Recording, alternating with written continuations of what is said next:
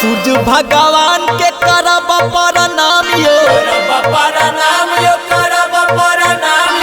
भोरे भोरे देवई गंगा स्नान यो। सूर्य भगवान के करब प्रणाम यो।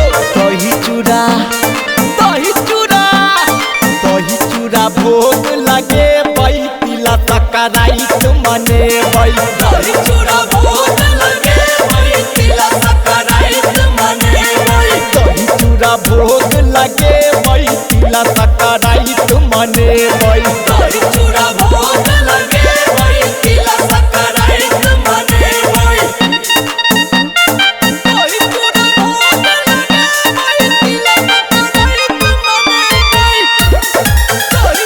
दही चूड़ा भोग लगे बई तिला संक्रांति मने बई।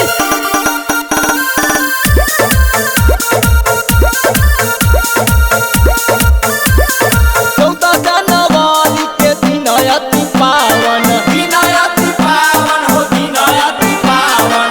आज के दिनवा हो लागैया सोहावन हो, लागैया सोहावन। 14 जनवरी के दिन अति पावन।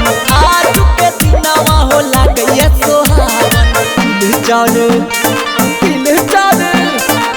तिल चाउर लाए मुरही खेबै तिला संक्रांति मने बई। तिल चाउर लाए मुरही खेबै तिला संक्रांति मने बई। दही चूड़ा भोग लगे बई तिला संक्रांति मने बई। दही चूड़ा भोग लगे बई तिला संक्रांति मने बई। दही चूड़ा भोग लगे बई तिला संक्रांति मने बई।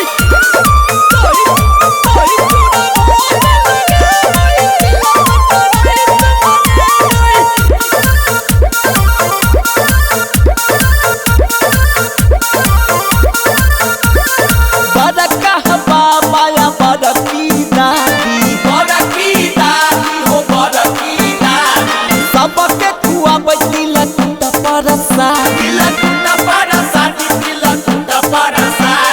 बड़का बाबा या बड़की दादी सबके खुआबै तिलक परसादी।